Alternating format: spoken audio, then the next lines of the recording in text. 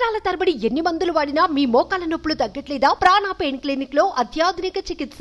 ఓ యువకుడు హైదరాబాద్ కేబుల్ బ్రిడ్జిపై జరిగిన ప్రమాదంలో తీవ్రంగా గాయపడ్డాడు. ఆసుపత్రికి తీసుకెళ్తే తలకి తీవ్ర గాయాలయ్యాయి. బతకడం కష్టమని చెప్పారు. ట్రీట్మెంట్ చేసిన వైద్యులు ఆల్మోస్ట్ బ్రెయిన్ డెడ్ అని ప్రకటించారు. తీరా ఇంటికి తీసుకెళ్దామనే టైంకి యువకుడి కంట్లో నుంచి నీరు రావడం గమనించాడు డాక్టర్. కదలికలు ఉన్నాయని గుర్తించాడు. మెరుగైన వైద్యం స్టార్ట్ చేశాడు. కొద్ది రోజులకు కళ్ళు కూడా తెరిచాడు.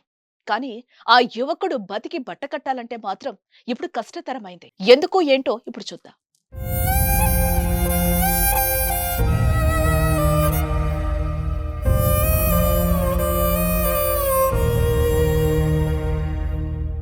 మహబూబ్ నగర్ జిల్లాకు చెందిన అల్లుల శ్రీనివాస్ జయమ్మ దంపతులకు ముగ్గురు సంతానం, 2 కుమారులు, 1 కుమార్తె.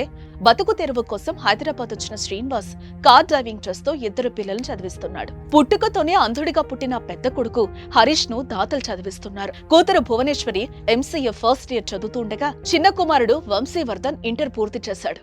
మే 5వ తేదీన ఫ్రెండ్స్ తో కలిసి కేబుల్ బ్రిడ్జ్ చూసేందుకు వెళ్లిన వంశీవర్ధన్ బైక్ పై వెళ్తూ డివైడర్ ను బలంగా ఢీకొట్టాడు. దీంతో ఎగిరిపడ్డ వంశీ తలకు తీవ్రమైన గాయాలయ్యాయి. గమనించిన స్థానికులు దగ్గరలోని మెడికోవర్ ఆసుపత్రికి తరలించారు.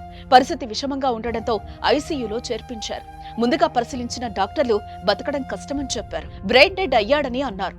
కానీ వంశీ కంట్ల నుంచి నీరు రావడం గమనించిన ఓ డాక్టర్ బతికే అవకాశం ఉంది, కాకపోతే బ్రెయిన్ కి మేజర్ సర్జరీలు చేయాల్సి వస్తుందని అన్నారు. అందుకోసం 20 లక్షల వరకు ఖర్చవుతుందని అన్నారు. అసలే పేద కుటుంబం కావడంతో వైద్యులను బతిమిలాడుకుని సర్జరీకి ఒప్పించారు ఆ కుటుంబ సభ్యులు. అయితే ఉన్న ఆస్తులన్నీ అమ్మినా నిండా 10 లక్షలు జమ కాలేదు. దీంతో అందిన కాడల్లా అప్పు చేశారు. అయినా సరిపడకపోవడంతో దాతల సాయంతో డబ్బులు సమకూర్చారు. వైద్యులు సర్జరీ చేశారు.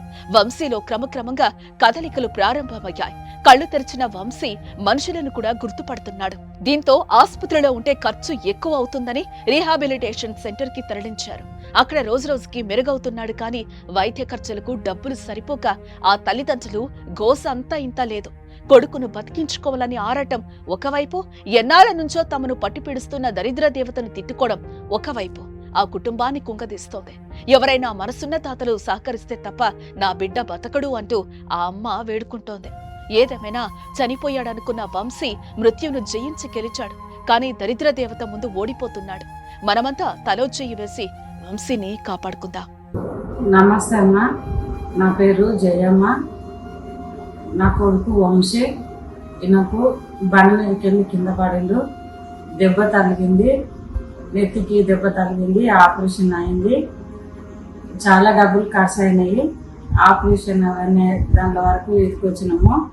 ఇతరుల ఫిజియోథెరపీ అవి చేయాలని అంటుంది. ఇంకా దాంట్లోకి మా శాతం అవ్వట్లేదు. దయచేసి నా కొడుకు మంచిగా కావాలి అని నేను కోరుకుంటున్నా. మీరు హెల్ప్ చేయండి ప్లీజ్ అమ్మా. నాకు 2 అబ్బాయిలు, ఒక అబ్బాయికి కళ్ళు కనపడదు, ఒక అబ్బాయికి ఇట్లా ఉంది, ఒక అమ్మాయి, 3 పిల్లలమ్మా. ప్లీజ్ మేము నిరుపేదలు, మమ్మల్ని ఆదుకోండి అమ్మా ప్లీజ్ అమ్మా.